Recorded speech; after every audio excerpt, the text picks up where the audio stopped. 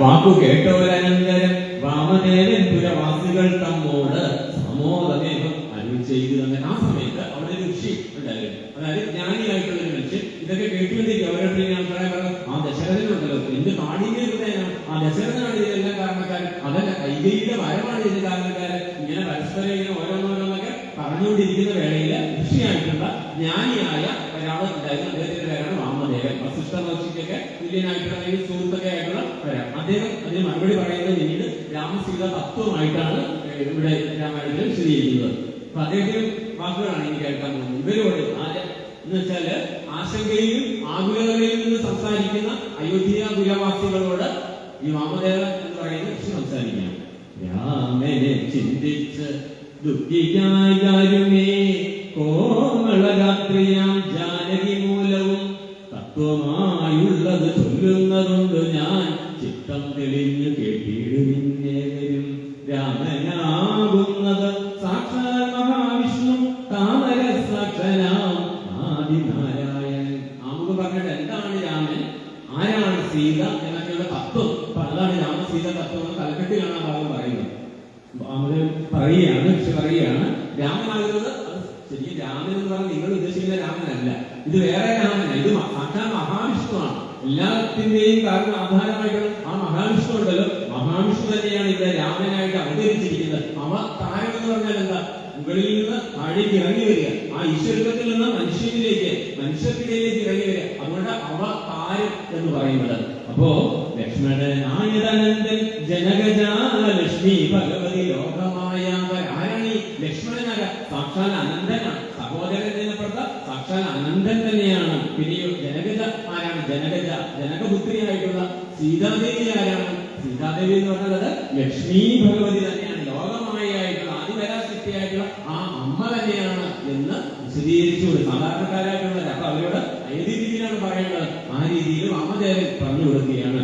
മായാഗുണങ്ങളെ താൻ അവലംബിച്ച് കായഭേദം ധരിക്കുന്നിതാത്മാപരൻ രാജസമായ ഗുണത്തോടുകൂടവേ രാജീവ സംഭവനായി പ്രപഞ്ചദ്വയം വ്യക്തമായി സൃഷ്ടിച്ചു സത്വപ്രധാനനായി ഭക്തപരായൻ വിഷ്ണുരൂപം പൂണ്ട് നിത്യവും രക്ഷിച്ചു കൊള്ളുന്നത് ഈശ്വരൻ ആദ്യം അജൻ പരമാത്മാവ് സാധനം രുദ്രവേഷത്താൽ തമോ ഗുണയുക്തനായി വല്ലവൻ സംഭരിക്കുന്നതും വൈവസ്തുതന്മൻ ഭക്തിപ്രസന്നനായി ദേവൻ മകരാവതാരം അനുഷ്ഠിച്ചു വേദങ്ങളെയെല്ലാം.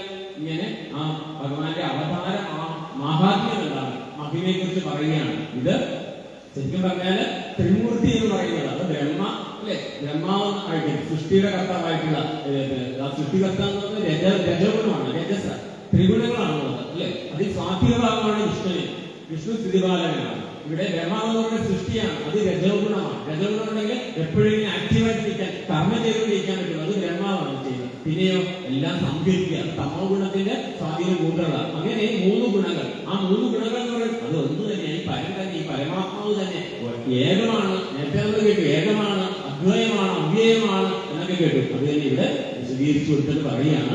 അദ്രിജാവല്ലവൻ സംഭരിക്കുന്നു.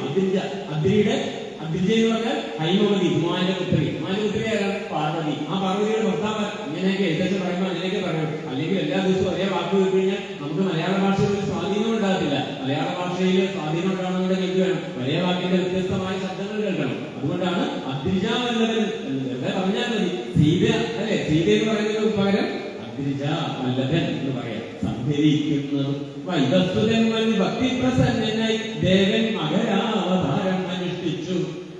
ആദ്യ അവതാരം ഏതായാലും മത്സ്യാവതാരമാണ്. ഇവിടെ പറഞ്ഞൊരു പ്രത്യേകതയുണ്ട്. വൈവസ്വതൻ ആദ്യത്തെ ആ വൈവസ്വത മനുവാണ്. ശരിക്കും മനുവിനെയാണ് പ്രളയ സമയത്ത് ഇവിടെ നിന്നുള്ളതെല്ലാം വിത്തുകളും ഉണ്ടായിട്ടുള്ളതിനെ എല്ലാം രക്ഷിക്കാനായിട്ട് ഭഗവാൻ നിയോഗിക്കുന്നത്. നമ്മൾ ഭാഗവതത്തിൽ ആ കഥ കേട്ടിട്ടുണ്ട്. ഈ രാജാവ് ജനകനെ പോലെയായിരുന്നു എന്ന് പറഞ്ഞത് രാജർഷിയായിട്ടുള്ള സത്യവ്രത രാജർഷി, സത്യവ്രതൻ എന്നറിയാം. പിന്നീട് അടുത്ത കൽപ്പത്തിൽ അടുത്ത ഇതിലാണ് മനുവായിട്ട് വരുമ്പോഴാണ് വൈവസ്വത മനുവാകുന്നത്. ഇവിടെ പറയുന്ന ചെറിയൊരു ഇതുണ്ട് അതിനകത്ത്. വൈവസ്വത മനുവോട് പിന്നീടുള്ള അടുത്ത ജന്മത്തിലെ കാര്യങ്ങൾ. അതിനു മുൻപ് അദ്ദേഹം എന്തായിരുന്നു? രാജർഷിയായിരുന്ന സമയത്ത് അദ്ദേഹത്തിന്റെ പേര് സത്യവ്രതൻ എന്നായി. ഈ സത്യവ്രത മഹർഷി ഒരിക്കല് നദിയോരത്ത് എന്താ ചെയ്യുന്നതിന് വേണ്ടി സന്ധ്യാവന്തന കാര്യങ്ങൾക്ക് വേണ്ടി പോകുമ്പോൾ ഒരു മത്സ്യം കയ്യിലേക്ക് ഒന്ന് വീഴുകയാണ്. അല്ലെങ്കിൽ അദ്ദേഹത്തിന്റെ കമണ്ടിലുണ്ട്. ആ കമണ്ടിലേക്ക് അദ്ദേഹം കിട്ടും ആ മത്സ്യത്തെ. കാരണം കയ്യിലുള്ള മത്സ്യത്തെ കമണ്ടിൽ കിട്ടും. ഉള്ളിലിട്ടത് അവിടെ വളർന്നു. അതിനുശേഷം അദ്ദേഹം വീട്ടിലേക്ക് കൊണ്ടുപോയിട്ട് അവിടെ വലിയൊരു പാത്രത്തിൽ അത് വളർന്നു. അത് ഞാൻ സംസാരിക്കാൻ തുടങ്ങിയിട്ട് പറഞ്ഞു, അയ്യോ എനിക്ക് ശ്വാസം മുട്ടുന്നു, എന്നെ അടുത്ത വേറൊരു നല്ലൊരു സ്ഥലത്തേക്ക് മാറ്റും. അങ്ങനെ കിണറിലാക്കി, അവിടുന്ന് എന്താ പറയണ്ട പുഴയിലാക്കി, സരസ്സുകളിലാക്കി, അവസാനം സമുദ്രത്തിൽ കൊണ്ട് ഇങ്ങനെ വർദ്ധിച്ചുകൊണ്ടിരിക്കും. ആ സമയത്ത് അദ്ദേഹത്തിന് മനസ്സിലായി ഇത് സാക്ഷാൽ ഭഗവാന്റെ ലീലയാണ്. അപ്പൊ ചോദിച്ചു പറഞ്ഞു, നീ കാത്തിരിക്കുക, ഈ പ്രളയം ഉണ്ടാകുമ്പോൾ നിന്നെ രക്ഷിക്കാനായിട്ട് ഒരു തോണി വരും. ആ തോണിയിൽ മറ്റു മനുഷ്യരൊക്കെ ഉണ്ടാവും. അവിടെ ആ സമയത്ത് എല്ലാ വിത്തുകളും ഗുണങ്ങളും ഇതെല്ലാം ചേർത്ത് സംരക്ഷിക്കണം എന്നൊക്കെ പറയണം. കഥ പറഞ്ഞാൽ നീണ്ടുപോകും. നമുക്ക് മത്സ്യാവതാരമാണ് ഭാഗവതത്തിലെ കഥ. അപ്പൊ ഇവിടെ ആ വരി കൊണ്ട് സൂചിപ്പിക്കുന്നത് ഈ മത്സ്യാവതാരത്തെ ആരാണ് ഇത് ചെയ്തതെന്നാണ് ചോദിക്കുന്നത്. ആരാണ് ചെയ്തത്? ഏതാ? വൈവസ്വതൻ ഭക്തിപ്രസന്നനായി ദേവൻ മകരാവതാരം അനുഷ്ഠിച്ചു. വേദങ്ങളെല്ലാം ഹയഗ്രീവനെ കൊന്ന് വേദാവിനാക്കി കൊടുത്തതീരാകവൻ. ഈ സമയത്താണ് പിന്നീട് പറയാണ് വേദാവിനാക്കി കൊടുത്ത ഹയഗ്രീവൻ അല്ലേ? ഹയഗ്രീവനും അതോടൊപ്പം തന്നെ ഒരുപാട് രാക്ഷസന്മാരൊക്കെ ഉണ്ടല്ലോ. ഈ ഹയഗ്രീവൻ വേദങ്ങളെ കൊണ്ടുപോയപ്പോഴ് അപഹരിച്ചപ്പോൾ ഭഗവാൻ ആ സമയത്താണ് വന്ന് എന്തായിട്ട് വരുന്നു? ഹയഗ്രീവനെ കൊണ്ടിട്ട് വേദാവിനാക്കി കൊടുത്തത് രാഘവനാണ് എന്ന് പറയുകയാണ്. അപ്പൊ ശരിക്കും പറഞ്ഞാല് ആ വേദങ്ങൾ എന്ന് പറയുമ്പോഴത്തേക്ക് എന്താ നമ്മുടെ പൂർണ്ണമായിട്ടുള്ള അറിവാണ്. ബ്രഹ്മാവിന്റെ 4 മുഖങ്ങളാണ് ബ്രഹ്മാവിന്. ഈ 4 മുഖങ്ങൾ ഓരോ ഋഗ്വേദം, യജുർവേദം, അഥർവേദം, സാമവേദം വേദങ്ങളാണെന്ന് പറയുന്നത്. വേറൊരു മുഖം കൂടി ഉണ്ടായിരുന്നു. അത് ശിവ ഭഗവാൻ നേരത്തെ ഉള്ളിൽ കളഞ്ഞത് മറ്റൊരു കഥയാണ്. കഥ പറഞ്ഞ് നമുക്ക് രാമായണത്തിൽ എത്താൻ പറ്റത്തില്ല. ശിവരാത്രിയുമായിട്ട് ബന്ധപ്പെട്ട് ഒക്കെ ഉള്ളതാണത്. അപ്പൊ തീർച്ചയായിട്ടും ഈ 4 ബ്രഹ്മാവിന്റെ 4 മുഖങ്ങളിൽ നിന്നും കിട്ടുന്നതാണ് ഈ ജ്ഞാനം, യഥാർത്ഥമായ വേദജ്ഞാനം എന്ന് പറയുന്നത്. അപ്പൊ അതുകൊണ്ട് വേദങ്ങളെല്ലാം ദേവൻ മകരാവതാരം അല്ലെ? ഇതിന് ശേഷം ഈ മത്സ്യമായതിനു ശേഷം ദേവൻ മകരാവതാരം വെച്ചതിനു ശേഷം വേദങ്ങളെല്ലാം ഹയഗ്രീവനെ കൊന്നു വേദാവിനാക്കി കൊടുത്തതീരാകവൻ. പാദോനിധി മകനെ പണ്ടു മന്ദരം പാതാളലോകം പ്രവേശിച്ചത് നേരം നിഷ്ഠിരമായൊരു കൂർമാകൃതി കൊണ്ട് പൃഷ്ഠേ വിനീതരം ധരിച്ചതീരാകവൻ. പാതാളലോകത്തിലേക്ക് പോയ ഭൂമിയെ അല്ലെങ്കിൽ ഈ മന്ദരപർവ്വതം ഇടിഞ്ഞു പോയപ്പോൾ അതിനെ തന്റെ എന്താ പറയുക മുതുകിലേക്ക് താങ്ങാനായിട്ട് കൂർമാവതാരം അല്ലെ ആമയായ മത്സ്യകൂർമ്മ വരാം, അങ്ങനെയാണല്ലോ പോകുന്നത്. അപ്പോ ആ കൂർമ്മമായിട്ട് മത്സ്യം, അതിനുശേഷം കൂർമ്മവും കട്ടിയായിട്ട് അവതരിച്ചത് ഈ സാക്ഷാൽ ഭഗവാൻ തന്നെയാണ്. ആരാ പറയുന്നത്? പറയുന്ന ആളിന്റെ പേര് വാമദേവൻ എന്നാണ് പേര്. മറക്കാൻ പാടില്ല കേട്ടോ, കാരണം അധികം പറഞ്ഞു കേട്ടിട്ടില്ലാത്തൊരു പേരാണ്. അതുകൊണ്ട് വാമദേവൻ ഈ അന്തപുരവാസികൾക്ക് അല്ലെങ്കിൽ അയോധ്യാപുരവാസികൾക്കെല്ലാം വേണ്ടി വിശദീകരിക്കുകയാണ്. പാതാള ലോകം പ്രവേശിച്ചത് നേരം നിഷ്ഠുരമായൊരു പൂർവാകൃതി കൊണ്ട് പൃഷ്ഠേ ഗിരീരം ധരിച്ചതീരാകം. അത് ഈ രാഗം തന്നെയാണ് കേട്ടോ, ഓർത്തുകൊള്ളുക. പിന്നെയോ ദുഷ്ടനായോ ഒരു ഹിരണ്യാക്ഷനെ കൊന്നു ദൃഷ്ടിയായി ഏറ്റമേൽ ക്ഷോണിയെ പൊങ്ങിച്ചു കാരണവാരി തന്നിൽ കളിച്ച ദുഷ്ടനായ ഹിരണ്യാക്ഷനെ കൊന്നിട്ട് എന്ത് ചെയ്തു? ഹിരണ്യാക്ഷനും ഒരു സഹോദരൻ കൂടെ ഉണ്ടെന്ന് കേട്ടിട്ടല്ലേ? പകുതി പേര് ചെയ്യുന്നുണ്ട്. ഹിരണ്യകശിപു രണ്ടും സഹോദരങ്ങളാണ്. അപ്പൊ ഈ ഹിരണ്യകശിപുവിനേക്ക് കൊല്ലാനായിട്ട് ഭഗവാന് അവതാരം എടുക്കേണ്ടി വന്നു. അപ്പോ ദുഷ്ടനായ ഹിരണ്യാക്ഷനെ കൊന്നിട്ട് ദൃഷ്ടിയായിട്ട്, ശരിക്കും പറഞ്ഞാൽ വരാഹമൂർത്തിയായി ആ കേറ്റവേൽ എന്ത് ചെയ്തു? ക്ഷോണിയെ ഭൂമിയെ പൊക്കി എടുക്കിയ ഭഗവാൻ ചെയ്തു. അതിനുവേണ്ടിയിട്ടാണ് ആ വരാഹ അവതാരം എടുക്കുന്നത്. കാരണവാരി തന്നിൽ കളിച്ചത് കാരണപുരുഷനാഭൂമിരാഘവൻ നിർഘാതമോട് നരസിംഹ രൂപമായി പ്രഹ്ലാദനെ പരിപാലിച്ചു കൊള്ളുവാൻ. ഇപ്പൊ പറഞ്ഞ ആ ഹയഗ്രീവന്റെ ഹിരണ്യാക്ഷന്റെ സഹോദരനായ ഹിരണ്യകശിപു ഭഗവാനെതിരായിരുന്നു അല്ലെ? ഞാനാണ് ദൈവം, ഞാനാണ് ലൂയി 14 എന്നൊക്കെ വിളിച്ചു പറഞ്ഞതുപോലെ ഞാനാണ് എല്ലാം എന്ന് പറഞ്ഞു നടന്ന ആ ഹിരണ്യകശിപുവിനെ കൊല്ലാൻ വേണ്ടി ഭഗവാൻ എന്ത് ചെയ്യേണ്ടി വന്നു? ഭഗവാന് നരസിംഹ അവതാരം എടുക്കേണ്ടി വന്നു. എന്തുകൊണ്ട് നരസിംഹ അവതാരമായി? നരന് കൊല്ലാൻ പറ്റില്ല, സിംഹത്തിന് കൊല്ലാൻ പറ്റില്ല, രാത്രിയും കൊല്ലാൻ പറ്റില്ല, പകല് കൊല്ലാൻ പറ്റില്ല അല്ലെ? ഭൂമിയിൽ വെച്ച് കൊല്ലാൻ പറ്റില്ല, ആകാശത്ത് ഇങ്ങനെ കുറെ നിബന്ധനകളുണ്ട്. അങ്ങനെയൊക്കെ കുറെ വരങ്ങൾ നേടിയിട്ടുണ്ട്. നമ്മുടെ ദേവന്മാർക്ക് ഒരു കുഴപ്പം ചെന്ന് തപസ് ചെയ്ത് കഴിയുമ്പോൾ കുറെ വരങ്ങൾ കൊടുക്കും. അങ്ങനെ കുറെ വരങ്ങൾ വാങ്ങിയിട്ടുണ്ട് ഹിരണ്യകശിപു. അതുകൊണ്ട് എന്താ? രാത്രിയും കൊല്ലാൻ പറ്റില്ല, പകലും ശരി. ആ സമയം തിരഞ്ഞെടുത്ത് ഏത് സമയം? പകലും രാത്രിയും തമ്മിൽ ചേരുന്ന സന്ധിക്കുന്ന സമയം, അതാണ് ത്രിസന്ധ്യ. അതുകൊണ്ടാണ് പണ്ട് അറിവുള്ള അമ്മൂമ്മമാര് പറയാൻ എന്റെ മോളെ ഈ പടിവാതിലിങ്ങനെ ഇരിക്കാതെ ത്രിസന്ധിക്ക് എന്ന് പറയുമായിരുന്നു. ഇപ്പൊ ത്രിസന്ധ്യ ആർക്കറിയാം അല്ലെ? എന്താ കാരണമെന്ന് ആർക്കറിയാം? ഇപ്പൊ പടിമേലിരുന്നു, ഭൂമിയിലും അല്ല ആകാശത്തുമില്ല, പടിയിലിരുന്നിട്ട് എന്ത് ചെയ്തു? ആയുധങ്ങൾ ഉപയോഗിക്കാൻ പാടില്ല, ഒരു ആയുധം ഉപയോഗിക്കാൻ പാടില്ല, മനുഷ്യൻ പാടില്ല, മനുഷ്യന് കൊല്ലാൻ പറ്റില്ല, മൃഗത്തിന് കൊല്ലാൻ പറ്റില്ല. നരസിംഹമായി ഭഗവാൻ ഇപ്പൊ തന്റെ ഭക്തനെ രക്ഷിക്കാൻ വേണ്ടി ആരാ? പ്രഹ്ലാദൻ എന്ന് പറയുന്ന ഹിരണ്യകശിപുവിന്റെ പുത്രനെ തന്നെ രക്ഷിക്കാൻ വേണ്ടി ഏറ്റവും വലിയ അവതാരം ആ ശരിക്കും മൂർത്തി രൂപം, ഭഗവാന്റെ ശക്തി എന്ന് പറയുന്നത് എന്റെ മൂർത്തി രൂപമായി. തൂണിൽ നിന്ന് ഇറങ്ങി വന്നു ഭഗവാൻ. ആ ശിഷ്യൻ അല്ലെങ്കിൽ ആ ഭക്തൻ വിളിച്ചപ്പോൾ തൂണിൽ നിന്ന് ഇറങ്ങി വന്ന് രക്ഷിക്കുന്ന അവസ്ഥ. ഹിരണ്യകശിപുവിന്റെ മാറ് പിളർന്നു. എങ്ങനെ? ഒരായുധവും എടുത്ത്, ഒരു ശസ്ത്രവുമില്ല, ഒരു ആയുധവുമില്ല, കൈനഖങ്ങൾ കൊണ്ട്, ദംഷ്ട്രങ്ങൾ കൊണ്ട് കൈനഖങ്ങൾ കൊണ്ട് ആ ഹിരണ്യകശിപുവിന്റെ നെഞ്ചിങ്ങനെ പിളർത്തി മാറിയിട്ട് രക്തം കുടിക്കുന്ന ഒരു മുഖമുണ്ട് അല്ലെ. ആരും അങ്ങോട്ട് അടുക്കാൻ തയ്യാറായില്ല, പേടിച്ച് വിറച്ചു നിന്നപ്പോ ഈ എല്ലാരും കൂടി ബ്രഹ്മദേവൻ അടക്കമുള്ളവര് പ്രഹ്ലാദൻ ഭക്തശ്രേഷ്ഠനായിരുന്നു. അതുകൊണ്ട് ഭക്തശ്രേഷ്ഠനായ പ്രഹ്ലാദനെയാണ് ഭഗവാനെ തണുപ്പിക്കാനായിട്ട് അങ്ങോട്ട് പറഞ്ഞയക്കുന്നത്. ഭഗവാൻ ആ സിംഹാസനത്തിൽ പോയി ഇരുന്നു. ഹിരണ്യകശിപുവിന്റെ സിംഹാസനത്തിൽ പോയി ഇരുന്നിട്ട് ആ എല്ലാ പാപങ്ങളും എല്ലാ കഥകളും അല്ലെ എല്ലാം മാറ്റി, കളങ്കങ്ങളെല്ലാം അതിൽ മാറ്റിയിട്ട് ആരെയാണ് ഭക്തശ്രേഷ്ഠനായിട്ടുള്ള പ്രഹ്ലാദനെ പിടിച്ച കസേരയിൽ ആ സിംഹാസനത്തിൽ ഇരുത്തി. അതോടെ നിൽക്കട്ടെ. പിന്നെയോ ക്രൂരങ്ങളായ മകരങ്ങളെ കൊണ്ട് ഘോരനായ ഒരു ഹിരണ്യകശിപുതൻ ഭക്ഷപ്രദേശം പ്രപാടനം ചെയ്തു കൽച്ചുകീറി എന്ന് പറയാം. രക്ഷാചതുരനാം ലക്ഷ്മീവരൻ, ആ ലക്ഷ്മീവരനുണ്ടല്ലോ അതിവന, ഈ രാഘവന, ഈ രാമന എന്ന് വാമദേവൻ പറയാം. പുത്രലാഭാർത്ഥം അതിഥിയും ഭക്തിപൂണ്ടർപ്പിച്ചു സാദരമർപ്പിക്ക കാരണം എത്രയും കാരുണ്യമോടവൾ തങ്ങളുടെ പുത്രനായി ഇന്ദ്രാനുജനായി പിറന്നതി. രണ്ടാമത് പറയാം, അതിഥി എന്ന് പറഞ്ഞ ദേവമാതാവ്. അതിഥി കശ്യപൻ നമ്മൾ ആദ്യം തുടക്കത്തിൽ തന്നെ പറഞ്ഞു. എന്തുകൊണ്ടാണ് ഈ അവതാരം രാമനായിട്ട് അവതാരം എടുക്കേണ്ടിരുന്നത്, ഈ ദശരഥന്റെ പുത്രനായിട്ട് അവതാരം എടുക്കേണ്ടിരുന്നത്? കഴിഞ്ഞ ജന്മത്തില് ഈ കശ്യപ പ്രജാപതി പ്രാർത്ഥിച്ചു, ഭഗവാനെ എനിക്കൊരു മകനായി നീ പിറക്കണമേ.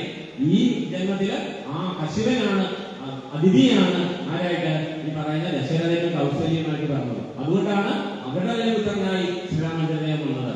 അപ്പൊ അതുകൊണ്ട് അതിഥിയുടെ പുത്രനാണ് ഇന്ദ്രൻ. അപ്പൊ ഇന്ദ്രന്റെ അനുജനായി, സഹോദരനായി, കാരണം അതിഥിയുടെ പുത്രനാണല്ലോ. അതിഥിയുടെ പുത്രനാകുമ്പോൾ ഇന്ദ്രന്റെ ആരാണ്? ഇന്ദ്രന്റെ സഹോദരനാണല്ലോ. അതുകൊണ്ട് അങ്ങനെ സഹോദരനായി പിറന്നതും അതി രാമൻ തന്നെയാണ്. പുത്രനായി ഇന്ദ്രാനുജനായി പിറന്നതി ഭക്തനായൊരു മഹാബലിയോട് ചെന്ന് അർപ്പിച്ചു മൂന്നടിയാക്കി ജഗത്രയം അല്ലെ. മൂന്നടിക്ക് വേണ്ടി വാമന രൂപത്തിൽ ചെന്നിട്ട് ചോദിച്ചു, രണ്ടടിയോ എടുക്കാൻ പറ്റുള്ളൂ. രണ്ട് കാലം, മൂന്നാമത്തെ കാലം കൊണ്ട് സകലവും അളന്നെടുത്തു. അതാരാ? അതും ഈ രാമൻ തന്നെയാണ്. ഭക്തപ്രിയനാം ത്രിവിക്രമനും ഇവൻ ധാത്രീസുരദേശികളായി ജനിച്ചൊരു ധാത്രി പ്രതികുലനാശം വരുത്തുവാൻ ധാത്രിയിൽ ഭാർഗവനായി പിറന്നതും അല്ലെ. എന്താ ധാത്രി സുരൻ എന്ന് പറഞ്ഞാൽ ബ്രാഹ്മണൻ എന്നർത്ഥം. ധാത്രിപതി ചില ആദ്യാക്ഷരപ്രാസം ദ്വിതീയാക്ഷരപ്രാസം ഒക്കെ അവിടെ ഒരേ വാക്കുകൊണ്ട് വ്യത്യസ്തമായ അർത്ഥം ബോധിപ്പിക്കാനായിട്ട് എഴുതി കഴിയും. ധാത്രിപതി എന്ന് പറയുമ്പോൾ ഇതിന്റെ പതി എന്ന് പറഞ്ഞാൽ അത് ക്ഷത്രിയരാണ്. കാരണം അവരാണ് ഭരണകാര്യങ്ങൾ നിർവഹിക്കുന്നത്. അതുകൊണ്ട് പതി എന്ന് അവരെ വിളിക്കുന്നത്. ഭൂമിയുടെ ധാത്രി സുരൻ എന്ന് പറഞ്ഞാൽ അത് ബ്രാഹ്മണനാണ്. അവരെ വിഗ്രഹിക്കാൻ ക്ഷത്രിയ കുലാന്തരൻ എന്നറിയപ്പെടുന്നത്. ഇവർക്കൊന്നും നമുക്ക് കഴിഞ്ഞ ദിവസം അത് കണ്ടു. പരശുരാമൻ വന്ന ഭാഗത്ത് നമ്മളത് കണ്ടു.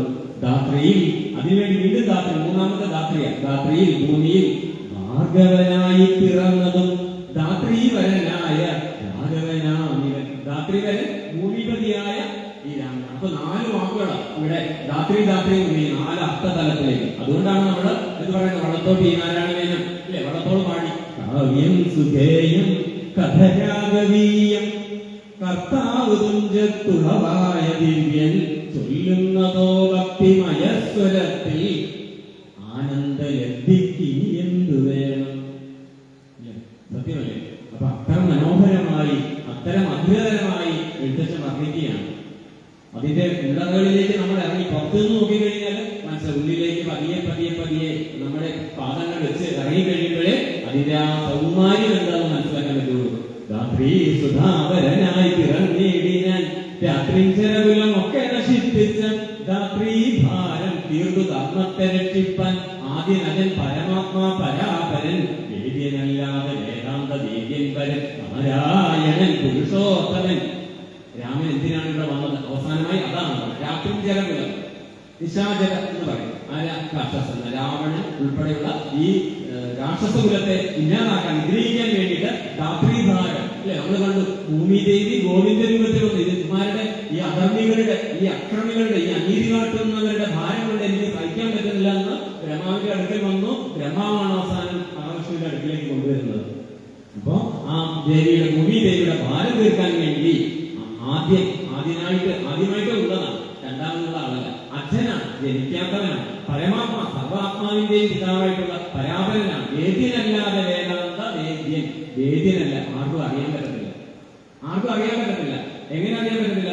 പെട്ടെന്ന് മനസ്സിലാക്കാൻ പറ്റും. പക്ഷെ അറിയാൻ പറ്റും.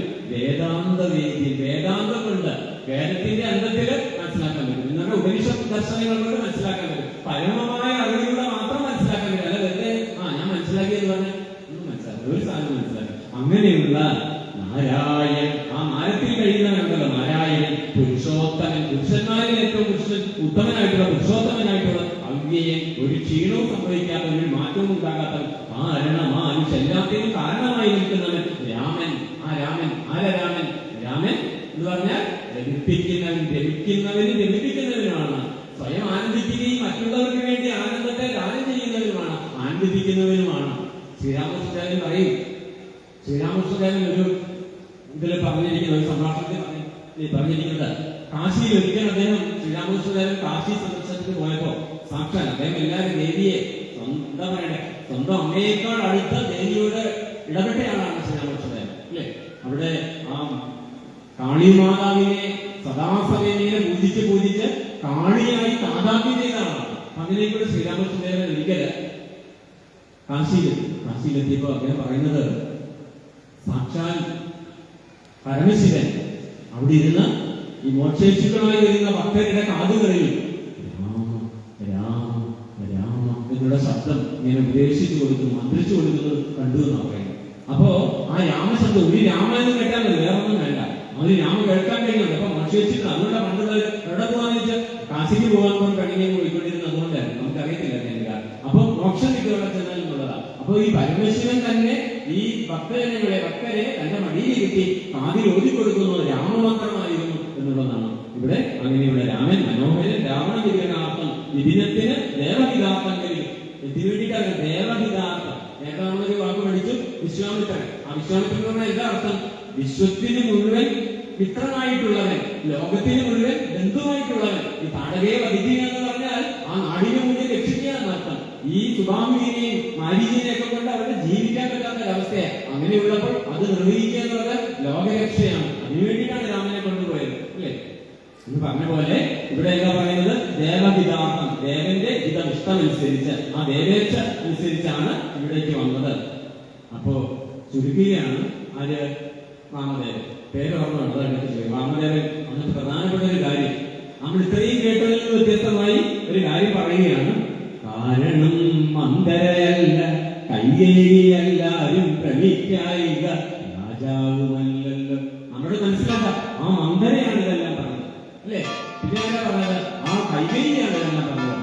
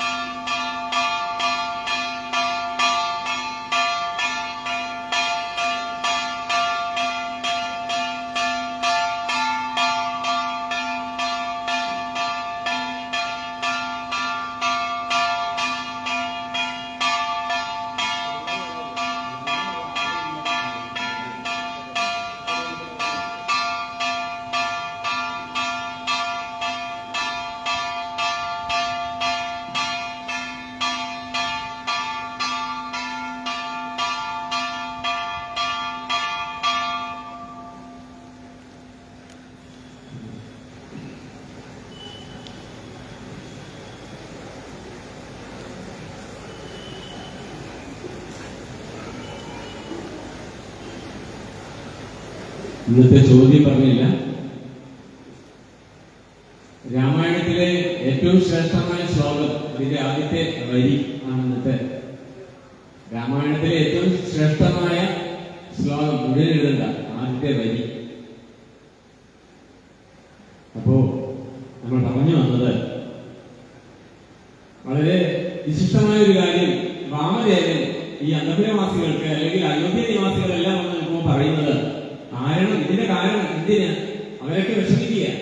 രാമൻ കാട്ടിലേക്ക് പോയാൽ ആ കാട് അയോധ്യയാക്കി ഞങ്ങൾ പോകും, രാമൻ ഇവിടെ ഉണ്ടെങ്കിൽ ഞങ്ങളോട് നിൽക്കും എന്നൊക്കെ പറയുന്നവരോട് പറഞ്ഞു കൊടുത്താൽ പറയാ, കാരണം മന്ദരയല്ല, കൈകേയിയല്ല, അങ്ങനെ പരിഭ്രമിക്കരുത്. കൈകേയിയാണ് ഇത് കാരണം. കരുതേണ്ട. പിന്നെയോ രാജാവുമല്ല, ദശരഥനുമല്ല, പിന്നെ ആരാ കാരണം? വിഷ്ണു ഭഗവാൻ, ജഗന്മയൻ മാധവൻ വിഷ്ണു, മഹാമായാദേവി ജനഗജ, സൃഷ്ടിസ്ഥിതിലയകാരിണി തന്നോടും പുഷ്പപ്രമോദം പുറപ്പെട്ടതിന്നിപ്പോൾ. ശരിക്കും അതിന്റെ കാരണം ആരാണ്? ആ ഭഗവാൻ തന്നെ. ഭഗവാന്റെ നിയോഗം ഏറ്റെടുത്തതാണ് രാമൻ നടക്കുന്നത് എന്ന് പറയുകയാണ്. അങ്ങനെ പറഞ്ഞിട്ട് അദ്ദേഹം നാരദ മഹർഷി കഴിഞ്ഞ ദിവസം വന്നിരുന്നു. അപ്പൊ നമുക്ക് തോന്നുന്നത് ഒരാഴ്ച മുമ്പാണ് നാരദൻ വന്നതെന്നുള്ളതാണ്. പക്ഷെ നാരദ മഹർഷി വന്നത് ശരിക്കും തലേ ദിവസം. കുറെ സംഭവങ്ങൾ അതിനുശേഷം ഉണ്ടായി. ഇപ്പൊ ഒരുപാട് ദിവസങ്ങൾക്ക് മുമ്പാണ് നാരദൻ വന്നതെന്ന് തോന്നുന്നു. നാരദൻ വന്നത് ഇന്നലെ ആയിരുന്നു, തൊട്ട് തലേ ദിവസം. ഇപ്പൊ പറയാണ് വാമദേവൻ അതിനെക്കുറിച്ച് കൂടി പറയാണ്. ഇന്നലെ നാരദൻ വന്നു ചൊന്നാലവൻ തന്നോട് രാഘവൻ താൻ അരുൾ ചെയ്തു, അത്തഞ്ചരാനുയ നിഗ്രഹത്തിന് ഞാൻ ഗത്തം വനത്തിന് നാളെ പുറപ്പെടും. അപ്പൊ ഈ അന്തപുരവാസികളോട് വാമദേവൻ പറയാണ്, നാരദൻ ഇങ്ങനെ വന്ന് സംസാരിച്ചപ്പോൾ പറഞ്ഞിരുന്നു, രാമൻ പറഞ്ഞിരുന്നു, നാളെ പുറപ്പെടും ഞാൻ ഇവിടെ കാട്ടിലേക്ക്. ആ അന്വയത്തെ, ഏതന്വയത്തെ? അത്തഞ്ചരാന്വയം. അന്വയം വംശമെന്നാണ്. സൂര്യ അന്വയം എന്ന് പറഞ്ഞാൽ സൂര്യവംശം. അത്തഞ്ചരാന്വയം എന്ന് പറഞ്ഞ രാക്ഷസ വംശത്തെ ഇല്ലാതാക്കാൻ വേണ്ടി നാളെ തന്നെ ഞാൻ പോകുമെന്ന് ആ വാക്ക് കൊടുത്തിരുന്നു. അങ്ങനെ പറഞ്ഞിട്ട് ഈ വാമദേവൻ അവരെ ഉപദേശിക്കുക. കാരണം അവരെല്ലാം ഇങ്ങനെ ആശങ്ക നിറഞ്ഞവരാ, വളരെ പ്രയാസപ്പെടുക. രാമൻ പോയാൽ ഞങ്ങളുടെ പ്രാണൻ പോയി എന്ന് കരുതുന്ന ജനം ഒന്ന് ആലോചിച്ചിരിക്കുക. അങ്ങനെയുള്ള ജനങ്ങൾ ഉണ്ടായിരുന്നു, അങ്ങനെയുള്ള ഭരണാധികാരികൾ നമ്മുടെ നാട്ടിൽ ഉണ്ടായിരുന്നു, അങ്ങനെയുള്ള കുടുംബങ്ങൾ ഉണ്ടായിരുന്നു. അത് നമ്മളെ ഓർമ്മിപ്പിക്കുക. അപ്പോ പറയുകയാണ്, രാമ രാമേതി ജപിപ്പിനെല്ലാവരും നിത്യവും രാമ രാമേതി ജപിക്കുന്ന മർത്യന മൃത്യുഭയാദികളൊന്നുമേ സിദ്ധിക്കയില്ല. അതേയല്ല കൈവല്യവും സിദ്ധിക്കുമേതനും എന്നത് നിർണയം. ദിവസവും ഇങ്ങനെ രാമ രാമ രാമ രാമ ജപിച്ചാല് അത് എന്താണ്? അവർക്ക് ഭയാശങ്കകളൊന്നും ഉണ്ടാകത്തില്ലെന്ന് മാത്രമല്ല, കൈവല്യം ഉണ്ടാവും, മോക്ഷം ഉണ്ടാവും എന്നുള്ള കാര്യം കൂടി അവർക്ക് പറഞ്ഞു കൊടുക്കുകയാണ്. ദുഃഖ സൗഖ്യാദി വികല്പങ്ങളില്ലാതെ നിഷ്കളൻ നിർഗുണനാത്മാനുഭൂതമൻ ന്യൂനാതിരേകവിഹീനൻ നിരഞ്ജനാനന്ദപൂർണൻ അനന്തനാകുലൻ. അങ്ങനെയുള്ള ഭഗവത് സ്വരൂപത്തിൽ എങ്ങനെ ദുഃഖാദി സംഭവിച്ചിടുന്നു? ഭക്തജനാനാം ഭജനാത്തമായി വന്നു ഭക്തപ്രിയൻ പിറന്നീടിനാൻ ഭൂതലേ പങ്കിരഥാഭീഷ്ടസിദ്ധ്യർത്ഥമായി വന്നു പന്തി കണ്ടൻ തന്നെ കൊന്നു ജഗത്രേ പാലിപ്പതിനായി അവതരിച്ചിടിനാൻ. ബാലിശമായി ചിന്തിക്കാതെ ഭഗവാൻ, സാക്ഷാൽ ഭഗവാൻ തന്നെ വന്നിരിക്കുകയാണ്, അവതാരം എടുത്ത് വന്നിരിക്കുകയാണ്. വലിയൊരു ലക്ഷ്യത്തിന് വേണ്ടിയിട്ടാണ്. നിങ്ങൾ അല്ലാതൊന്നും ചിന്തിക്കരുതെന്ന് അവരെ, അന്തപുരവാസികൾ വിഷമിക്കുന്നവരോട് അവരെ ആശ്വസിപ്പിക്കുകയാണ്. വാമദേവ വചനാമൃതം സേവിച്ചു രാമനെ നാരായണനെന്നറിഞ്ഞുടൻ പൗരജനം പരമാനന്ദമായൊരു വാരാനിധിയിൽ മുഴുകിനാരെ. അവരെല്ലാം ആനന്ദസാഗരത്തിലെ ഓരോ തിരകളായി ഈ ആരാണ്? ഈ അന്തപുരവാസികളെല്ലാവരും തിരകളുമായി എവിടുത്തെ ആനന്ദസാഗരത്തിൽ. ഇതെല്ലാം കേട്ടപ്പോൾ ഈ രഹസ്യം അവർ അറിഞ്ഞു. ആരാണ് രാമൻ, ആരാണ് സീത, ആരാണ് ലക്ഷ്മണൻ എന്നൊക്കെ അവർക്ക് മനസ്സിലാക്കാനായിട്ട് സാധിച്ചു. രാമതത്വം പരമോപദേശം ചെയ്ത് താപവും തീർന്നത് പൗരജനങ്ങൾക്ക്. താപസശ്രേഷ്ഠനും മോദാനെഴുന്നള്ളതിനു ശേഷം വാമദേവൻ അവിടെ നിന്ന് മാറിപ്പോയി എന്ന് പറയാം. പിന്നെ വനയാത്രയിലേക്കുള്ള കാര്യം പറയുന്നത്, രാഘവൻ താതഗേഹം പ്രവേശിച്ചുടൻ വ്യാകുല ദീനം വണങ്ങിയരുൾ ചെയ്തു, കൈകേയിയാകിയ മാതാവ് തന്നോട് ശോകം കളഞ്ഞാലും അമ്മേ മനസ്സിരി. കൈകേയിക്ക് വല്ല ശോകം ഉണ്ടായെന്ന് അറിയില്ല, എന്നാലും മറ്റുള്ളവരെ കാണിക്കാൻ വേണ്ടി രാമൻ പോവുകയായിരുന്നു, കഷ്ടമായി പോയി എന്നുള്ള രൂപത്തിൽ ഇരുന്നിരിക്കാം. അതുകൊണ്ടായിരിക്കും രാമൻ വന്നിട്ട് പറയുകയാണ്, അമ്മേ എന്തിനാ ബുദ്ധിക്കുന്നത്? ബുദ്ധിക്കൊന്നും വേണ്ട, ശോകം കളഞ്ഞാലും അമ്മേ ഞാൻ പോയിട്ട് വരാം. സൗമിത്രിയും ജനകാത്മജയും ഞാനും സൗമുഖ്യമാർന്നു പോവാനായി പുറപ്പെട്ടു. മകളെ കളഞ്ഞേ ഞങ്ങളെ പാദനാജ്ഞാപിക്ക വേണ്ടത് വൈകാതെ. അടുത്തവരി, ഇഷ്ടവാക്യം കേട്ടു കൈകേയി സാദരം പെട്ടെന്നെഴുന്നേറ്റിരുന്നു ഇത്രയേറെ കിടക്കുകയായിരുന്നു. ഈ രാമനെങ്ങനെ പോവോ? ഈ വാക്ക് പാഴാവോ? അല്ലെ, പാഴ്സാക്കായി മാറുമോ എന്ന് വിഷമിച്ചിരുന്ന കൈകേയി പെട്ടെന്ന് ചാടി എഴുന്നേറ്റ്. കണ്ട രാമൻ വന്നിട്ട് പറയാ ലക്ഷ്മണനും സീതാദേവിയും ഒക്കെ ആയിട്ടില്ല, ഞാൻ പോവുകയാണ് പറഞ്ഞപ്പോ പെട്ടെന്ന് ചാടി എഴുന്നേറ്റ്. അതാ മനുഷ്യന്റെ അവസ്ഥ അല്ലേ? തനിക്ക് എന്ത് കിട്ടും എന്നുള്ളതാണ് നോക്കുന്നത്. എന്നിട്ട് എന്താ ചെയ്യുന്നത്? ക്രൂരമായ ഒരു പ്രവൃത്തിയാണ് ചെയ്യാൻ പോകുന്നത്. ആര് ചെയ്യാൻ പോകുന്നു? ഈ കൈകേയി ചെയ്യുന്നത്. പെട്ടെന്ന് എഴുന്നേറ്റിരുന്നു സസംഭ്രമം ശ്രീരാമനും മന്ദിരിക്കു മനുഷ്യനും ചീരങ്ങൾ വെവ്വേറെ നൽകിനാളെ. കാട്ടിലേക്ക് പോവുകയല്ലേ, അപ്പൊ പട്ടുവസ്ത്രങ്ങളൊന്നും വേണ്ട എന്നുള്ള, പട്ടുടയാടകളൊന്നും വേണ്ട എന്നുള്ളതാണ് കൈകേയിയുടെ ധാരണ. അതുകൊണ്ട് ചീരവസ്ത്രങ്ങള് മരമുരി എല്ലാവർക്കും കൊടുക്കുക. രാമനാണല്ലോ കാട്ടിലേക്ക് പോകുന്നത്, സീത കൂടെ പോകുന്നതേ ഉള്ളൂ. ലക്ഷ്മണനും കൂടെ പോകുന്നു. രാമനെയാണ് ശരിക്കും വനത്തിലേക്ക് അയക്കുന്നത്. ചീരങ്ങൾ വെവ്വേറെ നൽകിനാളമ്മയും ധന്യവസ്ത്രങ്ങൾ ഉപേക്ഷിച്ചു. പെട്ടെന്ന് തന്നെ തന്റെ പട്ടുവസ്ത്രങ്ങളൊക്കെ മാറ്റി ആ ചീരവസ്ത്രം എന്താ പറയേണ്ട മരമുടി കൊടുത്തു, രാമൻ കൊടുത്തു. പുഷ്കരലോചനാദിജ്ഞയവൽക്കലം ലക്ഷ്മണൻ താനും ഉടുത്താനതു നേരം ലക്ഷ്മി ഭഗവതി ആകിയ ജാനകി വൽക്കലം കയ്യിൽ പിടിച്ചു. ഇതുവരെ ചീരങ്ങൾ ഈ മരമുരിയൊന്നും കണ്ടിട്ടില്ല, ധരിക്കപ്പെട്ട കണ്ടുപോലും ഇല്ലാത്ത കേട്ടിട്ടില്ലാത്ത സീതാദേവി ഇത് എന്ത് ചെയ്യണം, ഇതെങ്ങനെയാ ചെയ്യേണ്ടത് എന്നറിയാതെ പിടിച്ച് ഇങ്ങനെ ലജ്ജാവതിയായിട്ട് എന്ത് ചെയ്യണമെന്നറിയില്ല. ആ സമയത്ത് വൽക്കലം കയ്യിൽ പിടിച്ചുകൊണ്ടാകുലാൽ അക്ഷരനുള്ളിലെന്നുള്ളതറിവാനായി അക്ഷനേലജയാഭദ്രമുഖാംബുജം ഗൂഢമായി നോക്കിനാൾ അങ്ങനെ ഞാനിത് നാടമൊടുക്കുന്നതെന്നുള്ള ചിന്തയ ഗൂഢമായി ഭർത്താവിനെ നോക്കി. ഇത് കണ്ടില്ലേ എന്റെ അവസ്ഥ, നിസ്സഹായ അവസ്ഥ കാണിച്ചുകൊണ്ടേ നിന്നു അല്ലേ. ആ സമയത്ത് മംഗളദേവതാവല്ലതൻ തഥാ വാങ്ങി പരിശ്രമം വൽക്കലം ദിവ്യാംബരോപരിവേഷ്ടിച്ചു സൽക്കാരമാനം കലർന്നു നിന്നിടിഞ്ഞാൻ. അപ്പോ രാമന് മനസ്സിലായി കാര്യം അല്ലെ. ആകെ ലജ്ജാവതിയായിട്ട് നിങ്ങൾക്ക് എന്ത് ചെയ്യണമെന്ന് അറിയില്ല. അതെല്ലാം കൂടി രാമനെ പ്രതിഷ്ഠിച്ചു, രാമനത് ഉദിപ്പിച്ചു, അരവിലി സീതയെ ഉദിപ്പിച്ചു എന്നത് കണ്ടൊരു രാജതാരങ്ങളും ഇത് കണ്ടിട്ട് രാമനെ അരവിലി ഉദിപ്പിച്ചത് മാത്രമല്ല ലക്ഷ്മണനെ നൽകി. കൈകൈ മാതാവാണെന്നല്ലോ മക്കളെ. സ്വന്തം പുത്രന് രാജ്യം നൽകിയാൽ പോരാ, രാമൻ വനത്തിൽ വിടണം, രാമനെ കാട്ടിലയക്കണം എന്ന് മാത്രമല്ല ഇപ്പൊ എന്താ ചെയ്യുന്നത്, കൂടെ പോകുന്നവരെ ഉൾപ്പെടെ മരൂരി ഉദിക്കുക. കൈകയുടെ മനസ്സല്ലേ, എന്തൊരു നല്ല ദുഷ്ട മനസ്സാ. അങ്ങനെയുള്ളവരെ നമുക്ക് ജീവിതത്തിൽ എവിടെയെങ്കിലും വെച്ച് കണ്ടുമുട്ടാൻ പറ്റും. പ്രത്യേകം കരുതിയിരിക്കണം. അപ്പോ എന്താ പറയുന്നത്, ആ ഇത് കണ്ടിട്ട് രാജഭാരങ്ങൾ ഭാര്യമാരുണ്ടാവും, മറ്റുള്ളവര് അല്ലേ എന്ന് പറഞ്ഞാൽ കൗസല്യ ഉണ്ടാവും, സുമിത്ര ഉണ്ടാവും, പിന്നെ ഒരുപാട് പേരുണ്ടാവും കേട്ടോ. ദശരഥ മഹാരാജാവ് 100-300 പേര് വേറെ ഉണ്ടല്ലാതെ അവരെല്ലാരും എന്ത് ചെയ്തു, വിഷമിച്ച് വന്ന ദുഃഖത്താൽ കരയുന്നത് കേട്ട് അവരുടെ ആ ദുഃഖം ആ സ്ത്രീകളെല്ലാം കൂട്ടക്കരച്ചിൽ. ആ കൂട്ടക്കരച്ചിൽ കണ്ടിട്ട് അവിടെ ഒരാളുണ്ടായിരുന്നു, കുലഗുരുവായിട്ടുള്ള ഒരാൾ. അദ്ദേഹം അതിനെ ചോദ്യം ചെയ്യുക തന്നെ ചെയ്തു. അയ്യോ അങ്ങനെ ചോദിക്കാമോ എന്നൊന്നും തീരുമാനിച്ചില്ല. അദ്ദേഹം എന്ത് ചെയ്തു, വസിഷ്ഠ മഹാമുനി ഗോവേന വർദ്ധിച്ചു കൈകേയി തന്നോട് താവേന ചൊല്ലി ഞാൻ എന്തിനു തോന്നുവാൻ ദുഷ്ടേ നിശാചരി ദുർവൃത്തമാനസേ കഷ്ടമോർത്തോളം കടോര ശീലേഖനെ. അയ്യോ ദുഷ്ടേ, നിന്റെ മനസ്സ് ഇത്ര കൈകലുകൊണ്ടാണോ നിന്റെ മനസ്സ് നിർമ്മിച്ചത്? രാമന് കൊടുത്തു ശരി, ഇനി ലക്ഷ്മണന് കൊടുത്തു ശരി, കൂടെ പോകുന്ന സീതാദേവിക്ക് നീ മരുവി. നിന്റെ മനസ്സ് എന്താണ്? താമസശീലേ വനത്തെ വലിച്ചു നീ, രാമൻ വനത്തിന് പോകണമെന്നല്ലോ.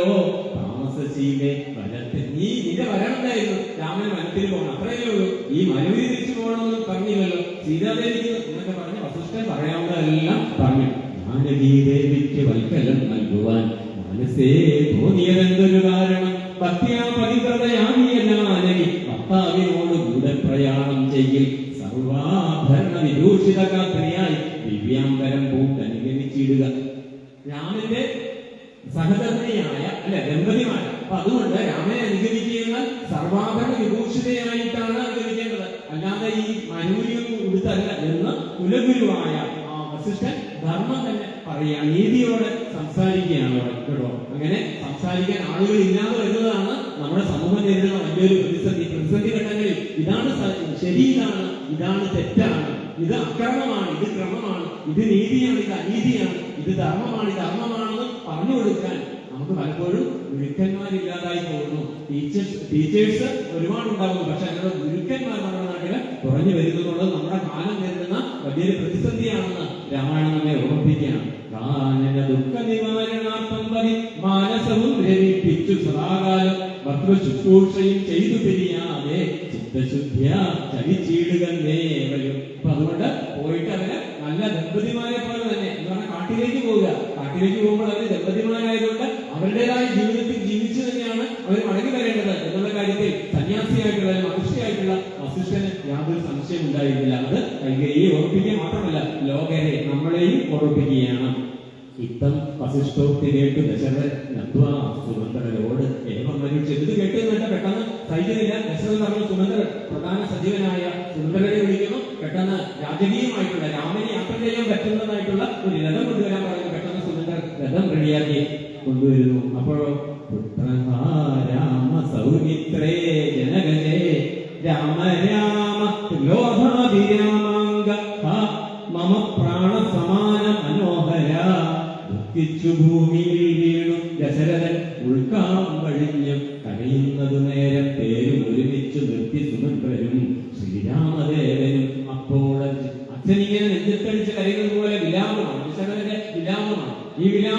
കയറിക്കൊണ്ടിരിക്കെ സുമന്ത്രന് തേരൊരുക്കി വെച്ചപ്പോൾ ശ്രീരാമചന്ദ്രൻ പെട്ടെന്ന് കയറിക്കോളൂ, തേരിൽ കയറിക്കോളൂ എന്ന് സീതാദേവിയോട് പറഞ്ഞു.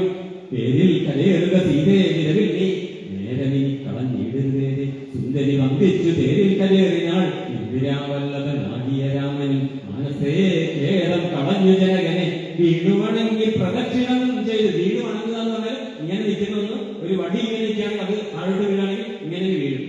ഇന്ന് നിൽപ്പില് നമസ്കരിക്കുക, അതിനാണ് ഈ വീട് വണങ്ങുക ദണ്ഡ നമസ്കാരം എന്ന് പറയുന്നത്. താണുതൊടുതുടൻ തേരിൽ കലയേറിന ബാണചാപാസി തൂണീരാമധികളെല്ലാം ആയുധങ്ങൾ, ബാണം, അമ്പും, ശരവും, അതോടൊപ്പം തന്നെ ചാപവും, വില്ലും, എന്തൊക്കെ വാള്, അതൊക്കെയുള്ള ആയുധങ്ങളെല്ലാം കരുതി ലക്ഷ്മണനും തേരിൽ കയറി. അങ്ങനെ അവര് യാത്ര ചെയ്യുകയാണ്. ധന്യനായി അടിയെ നിന്നു കേവലം നിർണയം നഷാദ ജന്മവും ഭാവൻ എന്ന് പറഞ്ഞിട്ട് അവര് നേരെ ചെല്ലുകയാണ്. അടുത്തുള്ള ഒരു വിഷാദ രാജ്യത്തിലേക്കാണ് അവർ ചെല്ലുന്നത്. രാമൻ ചെന്ന് വേഗത്തിൽ പോവുക. വിഷാദ രാജ്യത്തിലേക്ക് അവർ ചെല്ലുകയാണ്. അവിടെ ചെന്നപ്പോൾ അവിടുത്തെ രാജാവാണ് ഗുഹൻ എന്ന് പറയുന്ന ആളാണ്.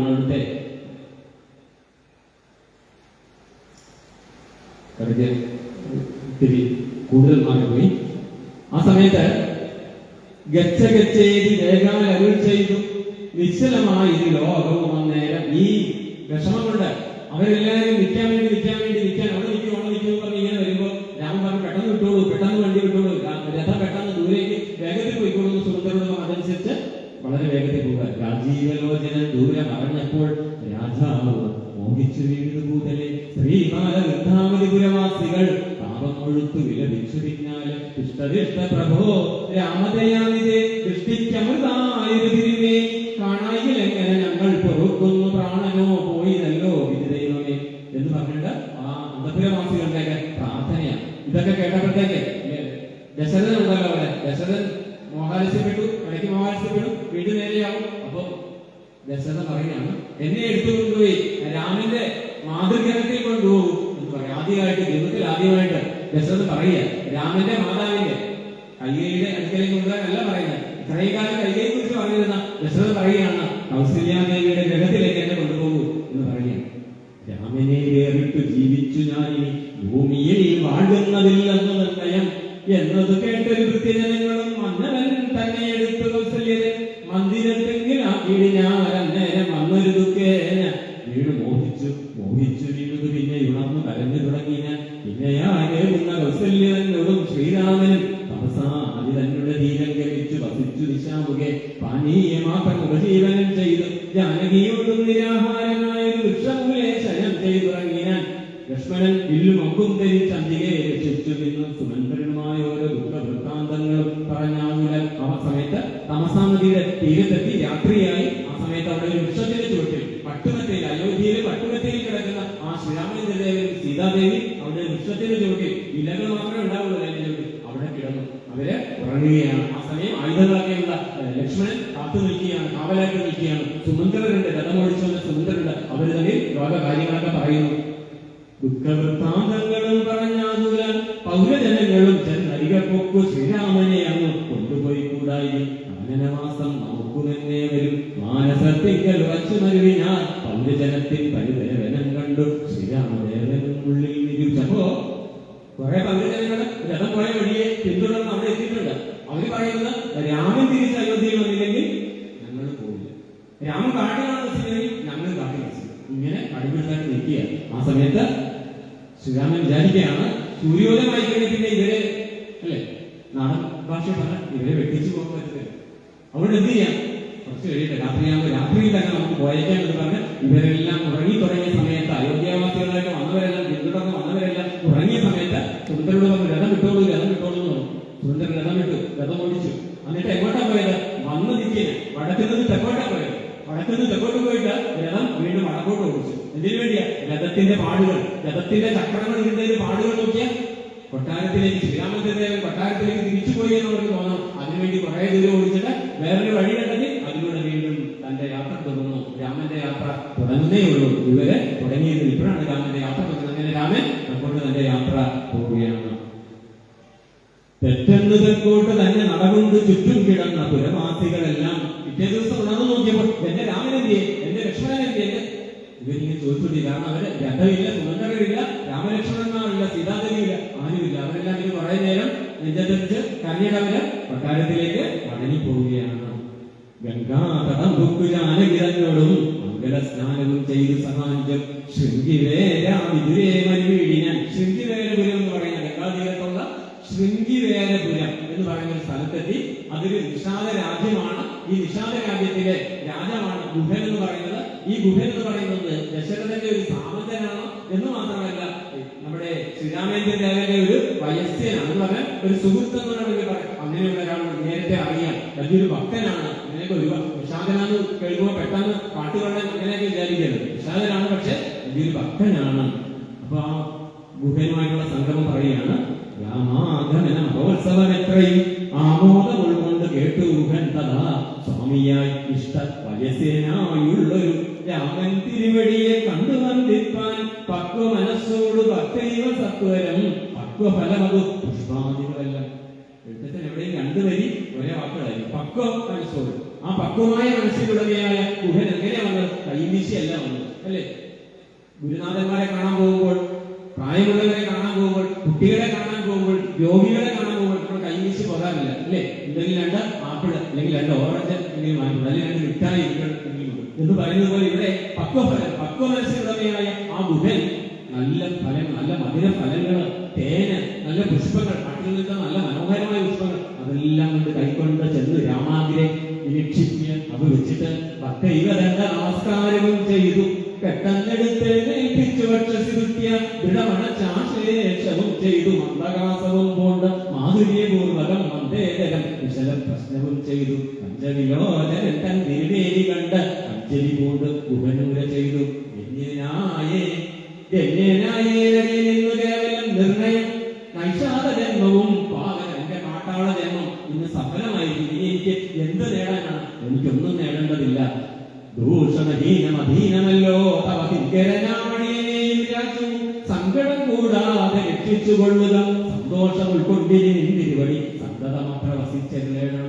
ഇത് ഞാൻ അങ്ങയുടെ ഭക്തനാണ് എന്ന് പറയുമ്പോൾ അങ്ങയുടെ സ്വാമിയാണ്. അപ്പൊ എന്റെ ഈ രാജ്യം ശൃംഗിവേരപുരം എന്ന് പറയുന്നത് അങ്ങയുടെ രാജ്യമാണ്. അങ്ങ് സംരക്ഷിച്ചുകൊണ്ട് ഈ രാജ്യം ഭരിക്കണം, ഇവിടെ നിൽക്കണം, ഞാനൊരു അടിയനായിട്ട് നിന്നോളാം എന്ന് പറയുന്ന പാട്ടാളന്റെ ഒരു വിനയത്തിന്റെ ഒരു മനസ്സുണ്ടല്ലോ, അത് കേൾക്കുകയാണ്. അന്തപുരം മമ ശുദ്ധമാക്കിയിടണം അന്തർമുദാപാദപത്മരെ. ആ കാലിലെ, ആ തൃക്കാലുകളിലെ ആ എന്താ പറയേണ്ട താമരപ്പൂ പോലെയുള്ള തൃക്കാലുകളുള്ള കാലുകളുടെ പൊടി കണ്ട് എന്ത് ചെയ്യണം? എന്റെ ഗ്രഹവും അനുഗ്രഹിക്കണം, ശുദ്ധമാക്കണം. ഇത്തരം പ്രാർത്ഥിച്ചു നിൽക്കും ഗുഹനോട് സംപൂർണ്ണ ചെയ്തു രാഘവൻ. കേൾക്ക നീ വാക്യം മതീയ മമസകേ. എന്റെ കൂട്ടുകാര, ചങ്ങാതി കേൾക്കൂ. സൗഖ്യവിധിൽ പരം എനിക്ക് ഇതിനപ്പുറം എന്താ ഉള്ളത്? ഇങ്ങനെ നിന്റെ ആ ഭക്തി കാണുമ്പോൾ, നിന്റെ ആ സ്നേഹം കാണുമ്പോൾ, വാത്സല്യം കാണുമ്പോൾ, എന്നോടുള്ള കരുതൽ കാണുമ്പോൾ അതിനപ്പുറം എനിക്ക് എന്താ വേണ്ടത്? സൗഖ്യവിധിൽ പരം എനിക്കൊരു പക്ഷെ സത്യം പറയുകയാണ്, അല്ലെ? എന്താ? സംവത്സരം 14 കഴിയണം സംവസിച്ചിടുവാൻ ഗ്രാമാലയങ്ങളിൽ. അന്യദത്തം ഭുജിക്കുന്നതോയില്ലെന്ന് അന്യേ വനവാസകാലം കഴിയുമ്പോൾ എനിക്ക് ഇത് വിട്ടിട്ട്, കാട് വിട്ടിട്ട് മറ്റൊരു ഗ്രാമത്തിലേക്ക്, നഗരത്തിലേക്ക് പോകാനോ മറ്റു ഭക്ഷണങ്ങൾ സ്വീകരിക്കാനോ ഒന്നും പാടില്ല. 14 വർഷത്തെ ആ ഒരു ദൃഢപ്രതിജ്ഞയുമായിട്ടാണ് ഞാൻ വന്നിരിക്കുന്നത് എന്ന് എന്റെ പ്രിയ സുഹൃത്തെ ആ ഗുഹനോട് വളരെ എളിമയോട്, വളരെ വിനയത്തോടെ ശ്രീരാമചന്ദ്രൻ പറയാം. രാജ്യം മമയിതൽ ഭവാൻ സഖിയല്ലോ പൂജ്യനാം നീ പരിപാലിക്ക സന്തതം. എന്റെ തന്നെ രാജ്യമായി കരുതി നീ അതിനെ സംരക്ഷിച്ചോളൂ. കുണ്ടഭാവം ചെറുതാകയും വേണ്ട, കൊണ്ടുവരിക വടക്ഷീരമാശുനി. ഈ പെട്ടെന്ന് ഇനി യാത്ര തുടരണം. അതുകൊണ്ട് എന്ത് വേണം? വടക്ഷീരം കൊണ്ടുവരിക. അരയാലിന്റെ പേരാൽ ഈ അരയാലിന്റെ കറയുണ്ട്, ആ കറ കൊണ്ടിട്ട് അതിന്റെ പാൽ എന്നൊക്കെ പറയുമല്ലോ, അതുകൊണ്ട് കൊണ്ടുവരാൻ എന്തിനാണ്? മുടി കെട്ടാൻ വേണ്ടിയിട്ട്, ജടയാക്കാൻ വേണ്ടി, അല്ലെങ്കിൽ മുടിയൊക്കെ ജടയാക്കി നേരെ മുകളിലേക്ക് വെച്ച് കെട്ടുന്നതിന് വേണ്ടിയിട്ട് അതിന്റെ അരയാൽ പാല് കൊണ്ടുവരണമെന്ന് ആവശ്യപ്പെട്ടു. അത് അദ്ദേഹം കൊണ്ടുകൊടുത്തു. ഗുഹൻ അതൊക്കെ കൊണ്ടുകൊടുത്തു. ലക്ഷ്മണൻ വില്ലും അമ്പും ധരിച്ചന്തിയെ രക്ഷിച്ചു നിന്നു ഗുഹനോടുകൂടവേ ലക്ഷ്മി പതിയായ രാഘവസ്വാമിയും ലക്ഷ്മി ഭഗവതിയാകിയ ലക്ഷ്മീപതിയായ രാഘവസ്വാമിയും ലക്ഷ്മി ഭഗവതിയാകിയ സീതയും വൃക്ഷമൂലെ കിടക്കുന്നത് കണ്ട് അതിദുഃഖം കലർന്നു പാഷ്ടാകുലനായി. നേരത്തെ ഗംഗാതീരത്ത് ഒരു ദിവസം കിടന്നിരുന്നു, അല്ലെ? 2ാം ദിവസം ഈ ഗുഹന്റെ അടുക്കല് അവിടെയും ഇതുപോലെ വൃക്ഷത്തിന്റെ ചൂടിൽ കിടക്കുക. അത് കണ്ടിട്ട് ഗുഹയിൽ സഹിക്കാൻ പറ്റുന്നില്ല. തന്റെ സ്വാമി കൊട്ടാരത്തിൽ കിടന്നിരുന്ന ദശരഥപുത്രനായിട്ട് സാക്ഷാൽ ശ്രീരാമചന്ദ്രൻ ഇവിടെ ഈ വിശ്വത്തിന്റെ ചുവട്ടിൽ കിടക്കുന്നുണ്ട്. ആ പട്ടുമത്തിൽ കിടന്ന സീതാദേവി ഇതൊക്കെ കണ്ടിട്ട് കുബൻ കാട്ടാളനായ നിശാലനായ ആ മനുഷ്യന് രാജന് സഹിക്കുന്നില്ല. അദ്ദേഹം വളരെ വേദനയോടുകൂടി പറയാം, പുഷ്കരനേത്രനെ കണ്ടില്ലയോ സഹേ പൂർണ്ണതൽപേ ഭൂമി ദാരുമൂലേ കിടന്ന അർണോജനേത്രൻ ഉറങ്ങുമാറായത് സ്വർണ്ണതൽപേ ഭവനോത്തമേ കൽപുരേ പുണ്യപുരുഷൻ ജനകാത്മജയോടും പള്ളിക്കുറുപ്പ് കൊള്ളുന്നുന്നില്ല പല്ലവ പല്ലിക സീഗ്നി വരാന്തരെ. അവിടെ എന്താണ് സ്വർണം അല്ലെങ്കിൽ പട്ടുമറ്റയിൽ കിടന്ന ശ്രീരാമചന്ദ്രൻ ഈ ഇലയുടെ പുറത്തൊക്കെയാണ് കിടക്കുന്നത്. ശ്രീരാമദേവന് ദുഃഖമുണ്ടാകുവാൻ കാരണഭൂതയായി വന്നിത് കൈകേയി മന്ദരാചിത്തമസ്തയാ കൈകേയി തനന്ത മഹാഭാവം ആചരിച്ചാവല്ലോ. ഗുഹൻ പറയുകയാണ് ഇതിനെല്ലാം കാരണം ആ മന്ദര ഒരുത്തി തന്നെ. മറ്റു കാര്യമൊന്നും അറിയില്ല, രാമദേവൻ പറഞ്ഞതൊന്നും കേൾക്കാൻ ഉണ്ടായിരുന്നില്ലല്ലോ. അപ്പൊ പറയുകയാണ് മന്ദരയാണ് കൈകേയിയാണ് ഇങ്ങനെയൊക്കെ മാറ്റി തീർന്നത് ഭദ്രമതേ. അപ്പോൾ ഇതൊക്കെ കേട്ടപ്പോഴത്തേക്ക് ഭോക്തികൾ നിത്തമാഹന്ത സൗമിത്രിയും സത്വരം ഉത്തരം ചൊല്ലിന്. ഇതൊക്കെ കേട്ടപ്പോൾ ഇത്രയും നേരം ഇല്ലാതിരുന്ന നമ്മുടെ ലക്ഷ്മണസ്വാമി അതിന്റെ മറുപടി പറയാൻ തുടങ്ങി. നമ്മൾ ഓർക്കണം, എങ്ങനെയാണ് നേരത്തെ പറഞ്ഞത്, അച്ഛനെ പിടിച്ചു കെട്ടി ഞാൻ എന്റെ ജ്യേഷ്ഠനെ ഇപ്പോൾ രാജാവാക്കും എല്ലാത്തിനും ഇല്ലാതാക്കും എന്നൊക്കെ പറഞ്ഞ് അല്ലറി നിന്നിരുന്ന കോപിഷ്ഠനായി നിന്ന ആളുകത്തിൽ നിന്ന് അദ്ദേഹത്തിന് ഭഗവാൻ നൽകിയ ഉപദേശം അല്ലേ, സൗമിത്രേ കുമാരനീ കേൾക്കണം മത്സരാദ്യം വെടിഞ്ഞ് എന്നുടെ വാക്കുകൾ എന്നൊക്കെ പറഞ്ഞിട്ട് ചക്ഷുശ്രവണകളസ്തമാം ഭക്ഷണത്തിനപേക്ഷിക്കുന്നത് പോലെ കാലാഹിന പരിഗ്രസ്തമാം ലോകവും ആലോല ചേതസ ഭോഗം കണ്ടിടുന്നു എന്നൊക്കെ പറഞ്ഞ് തത്വശാസ്ത്രജ്ഞൻ കയറിയിട്ട് അവസാനം എന്റെ സംശയമൊക്കെ മാറി പറഞ്ഞ ലക്ഷ്മണൻ ഇപ്പോൾ സംസാരിക്കുന്നത്. അതായത് ഒരാളോട് നമ്മൾ എന്താണോ പറയുന്നത് അയാൾ എങ്ങനെയാണ് സ്വാധീനിക്കുന്നത്, സത്സംഗം കൊണ്ടുള്ള പ്രാധാന്യം എന്താണ്, ശ്രീരാമേന്ദ്രൻ നൽകിയ ഉപദേശം എങ്ങനെയാണ് പ്രതികരിക്കുന്നത്. ഇവിടെ രണ്ടുപേരും കൊണ്ട് നമുക്ക് ചുരുക്കം കേൾക്കാം. ഭദ്രമതേ ശൃണുമദ്വചനം രാമ ഭദ്രനാമം ജപിച്ചിടുക സ്വന്തം. നിന്റെ ഇപ്പോഴത്തെ ദുഃഖം മാറാൻ ഒറ്റ വഴിയുള്ളൂ, നീ രാമനാമം ജപിക്കുക അല്ലേ. ഇവിടെ ലക്ഷ്മണൻ ആളി കത്തേണ്ടതല്ലോ, ആ കൈകയെ ശരിയാക്കാം ആ അച്ഛനെ ശരിയാക്കാം എന്നൊക്കെ പറഞ്ഞ് എന്താ പറയേണ്ടത്, ആളി കത്തേണ്ട ലക്ഷ്മണൻ പറയാം രാമനാമം ജപിക്കും. എന്തൊരു ശാന്തനെ, എന്തൊരു വിനയാനി തന്നെ അല്ലെ, എന്തൊരു പാകത വന്നു. എങ്ങനെ ഈ പാകത വന്നത്, ശ്രീരാമചന്ദ്രദേവന്റെ തത്വോക്തികള് കേട്ടതുകൊണ്ടാണ്. തസ്യ ദുഃഖസ്യ ഗോ ഹേതു ജഗത്രയേ തസ്യ സുഖസ്യ വാ ഗോ ഹേതു സഖേ. ഈ ദുഃഖത്തിനും സുഖത്തിനൊക്കെ ആരാ കാരണക്കാരൻ, ഇതെങ്ങനെയാണ് സുഖം ഉണ്ടാകുന്നത്, പൂർവ്വജന്മാർജിത. ലക്ഷ്മണസ്വാമി തത്വം പറയും. നമ്മുടെ ലക്ഷ്മണസ്വാമിയല്ലേ ഈ പറയുന്നുണ്ട്. കഴിഞ്ഞ ദിവസം ക്രോധം കൊണ്ട് കോപാഗ്യം കൊണ്ട് അല്ലെ നടനം ചെയ്തുകൊണ്ടിരുന്ന അല്ലെ, ശിവതാണ്ഡവം പോലെ താണ്ഡവമാടാൻ വന്നിരുന്ന, ഇപ്പൊ തന്നെ തന്റെ പിതാവിനെ വേണമെങ്കിൽ വലിയ കെട്ടി കാലാഗ്രഹത്തിൽ അടിച്ച് ഞാൻ എന്റെ ജ്യേഷ്ഠനെ രാജ്യാഭിഷേകത്തിന് അതിനുള്ള തയ്യാറാണ്, അതിനുള്ള സൗകര്യം എനിക്കുണ്ട് എന്ന് പറഞ്ഞ അതേ ലക്ഷ്മണസ്വാമി പറയുകയാണ്. എന്താ പറയുന്നത്, പൂർവജന്മാർജിത കർമ്മമത്രേ ഭൂവി സർവലോകർക്കും സുഖദുഃഖ കാരണം. ദുഃഖസുഖങ്ങൾ ദാനം ചെയ്വതിനാരും ഉൾക്കാമിലോർത്ത് കണ്ടാലില്ല നിർണയം. ഏകൻ മമ സുഖദാതാ ജഗതി മറ്റേകൻ മമ ദുഃഖദാതാ വിധിപ്രദ. തോന്നിയതജ്ഞാന ബുദ്ധികൾക്ക് എപ്പോഴും തോന്നുകയില്ല ഉടൻമാക്കുകയത് വെറുതെ തോന്നുന്നതാണ്. ഈ സാഹചര്യത്തിൽ ഇയാളാണ് എനിക്ക് ദുഃഖം തന്നത്, അയാളാണ് എനിക്ക് സുഖം തന്നത്, ഇങ്ങനെയൊക്കെ തോന്നുന്നത് അതൊക്കെ നമ്മുടെ അജ്ഞാനമാണ്. ഈ അജ്ഞാനം കൊണ്ട് ഇന്നലെ ഞാൻ പറഞ്ഞെന്നുള്ള കാര്യം അദ്ദേഹം ഓർക്കുന്നുണ്ടോന്ന് അറിയില്ല. ഏതായാലും ഞാൻ ഇതിന് കർത്താവെന്ന് തോന്നുന്നു മാനസതാരി വൃഥാഭിമാനൻ. അഭിമാനം കൊണ്ട് ഞാനാണ് ഇതൊക്കെ ചെയ്യുന്നത് തോന്നുന്നത് കൊണ്ടാണ് എന്ത് തോന്നുന്നത്, ഈ ദേഷ്യവും കോപവും ഒക്കെ ഉണ്ടാകുന്നത്. മനസ്സിലായല്ലോ, സുഖദുഃഖമൊക്കെ മനസ്സിലാകുന്നത്. ലോകം നിജകർമ്മ സൂത്രബന്ധം സഖേ. ഈ ലോകം എന്ന് പറയുന്നത് എന്റെ തന്നെ സൂത്രബന്ധം, നിജകർമ്മ സൂത്രബന്ധം. സൂത്രം എന്ന് പറഞ്ഞാൽ ചരട്. ഞാൻ ചെയ്യുന്ന കർമ്മം എന്നെ തന്നെ വിധിച്ചിരിക്കുക. എനിക്ക് ഇടത്തോട്ട് പോകണമെന്ന് വിചാരിച്ച് പോകാൻ പറ്റത്തില്ല. കർമ്മം പറയും നീ വലത്തോട്ട് പറയാൻ പറ്റില്ല. അങ്ങനെ സൂത്രം എന്ന് പറഞ്ഞാൽ ചരട് എന്നെ ബന്ധിച്ചു വെച്ചിരിക്കുകയാണ്. അതുകൊണ്ട് ഞാൻ വിചാരിക്കുന്ന പോലെ പോകാൻ പറ്റില്ല. കാരണം എന്താ, ആ പൂർവ്വജന്മാർജിത കർമ്മമാണ്, പ്രാരബ്ധ കർമ്മം. അത് തീരണം. രാമൻ കാട്ടിലേക്ക് പോകുന്ന സമയത്ത് നാരദ മഹർഷിയോട് പറയുന്നുണ്ടല്ലോ അല്ലെ, എന്താണ് ആ പ്രാരാബ്ധ കർമ്മങ്ങൾ, പ്രാരബ്ധം അത് തീർന്നിട്ടില്ല രാവണൻ, എന്നാലേ എനിക്ക് അവിടെ പോയി അങ്ങനെ കൊല്ലാൻ പറ്റുള്ളൂ എന്ന് നേരത്തെ അമുഖമായി പറഞ്ഞിരുന്നല്ലോ. ഇവിടെ മിത്ര, അരി, ഉദാസീന, ബാന്ധവ, ജ്യേഷ്ഠ, മധ്യസ്ഥ, സുഹൃത്ത് ഇവരെല്ലാവരും ഉണ്ടല്ലോ. നമുക്ക് തോന്നുന്നത് അങ്ങനെയൊക്കെ ഓരോ ഭാവം. ചിത്രമത്രേ നിരൂപിച്ച സ്വകർമ്മങ്ങൾ എത്ര വിഭാഗ്യതേ എത്ര യഥാതഥ. വിചാരിക്കുന്നത് പോലെ പുണ്യകർമ്മങ്ങൾ നമ്മൾ വിചാരിച്ചത് പുണ്യകർമ്മമാണെന്ന് തോന്നും, പക്ഷെ അങ്ങനെയല്ല. എന്റെ തത്വം പറയാം, ദുഃഖം സുഖം നിജ കർമ്മവശാഗത ഒക്കെയെന്നുൾക്കാമ്പ് കൊണ്ട് നിനച്ചിതിൽ എന്ന് പറഞ്ഞിട്ട് ചിത്തേ ശുഭാശുഭ കർമ്മഫലോധേ മധ്യദേഹം പുണ്യപാപങ്ങളെ കൊണ്ട് നിത്യം ഉൽപ്പന്നം വിധി വിഹിതം സഹേ സൗഖ്യ ദുഃഖങ്ങൾ സകലമേ വർക്കുമേ നീക്കാവതല്ല സുരാസുരന്മാരാലും. നമ്മുടെ ജീവിതത്തിൽ സുഖം അനുഭവിച്ചാൽ അത് സുഖമാണ്, ദുഃഖം അനുഭവിച്ചാൽ പക്ഷെ അത് സുരാസുരന്മാർ ദേവന്മാർ വിചാരിച്ചാലും അസുരന്മാർ വിചാരിച്ചാലും മാറ്റാൻ പറ്റില്ല. കർമ്മത്തിന്റെ ഫലം അനുഭവിച്ചെടുക്കും. സുഖം അനുഭവിക്കണം, അല്ലെങ്കിൽ ദുഃഖം അനുഭവിക്കണം.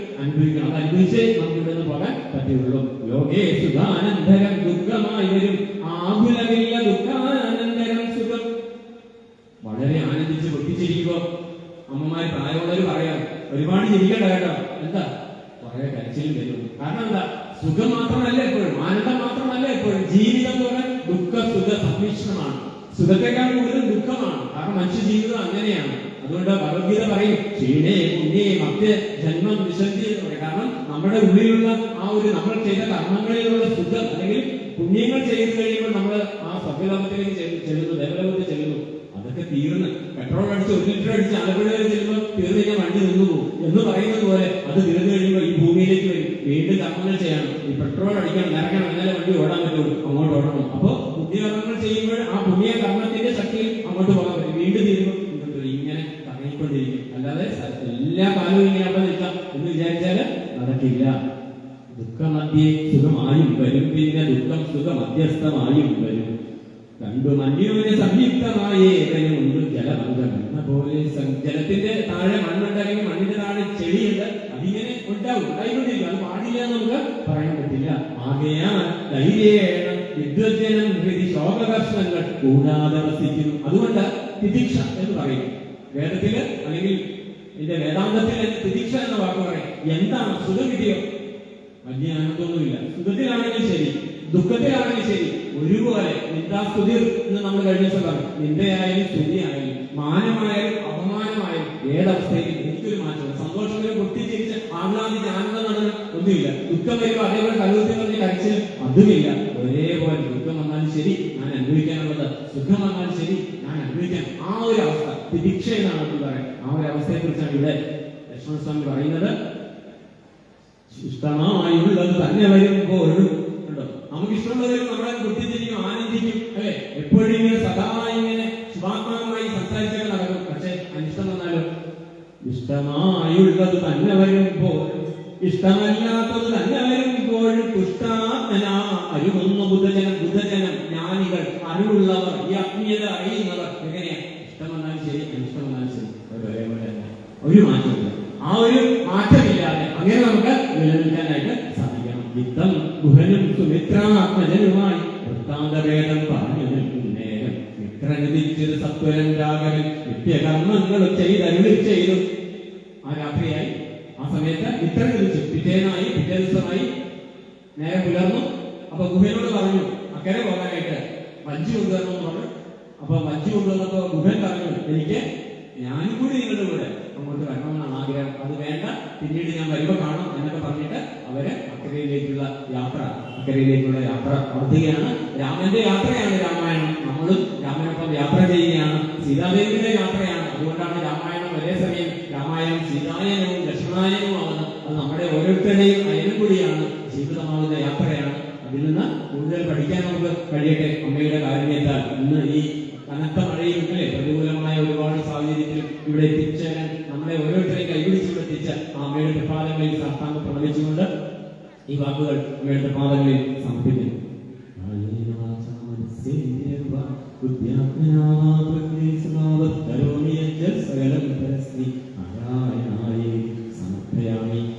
നമ്മുടെ ചോദ്യം നേരത്തെ ചോദിച്ചു, അതിനുള്ള ഉത്തരവിടേണ്ട സമയം കഴിഞ്ഞിരിക്കുകയാണ്. ഇനി ആരെങ്കിലും ഉണ്ടെങ്കിൽ പെട്ടെന്ന് കൊണ്ടിടാം. ആരെങ്കിലും എഴുതിയിട്ടുണ്ടെങ്കിൽ ഇതാ സമയം കഴിഞ്ഞു. രാമായണ കഥാമാതിരിയും അവതരിപ്പിച്ച സതീഷ് ആലപ്പുഴയ്ക്ക് കടിച്ചുവെങ്കര ദേവസ്ഥന്റെ പേരിലുള്ള നന്ദി രേഖപ്പെടുന്നതോടൊപ്പം ഭഗവതിയുടെ അനുഗ്രഹ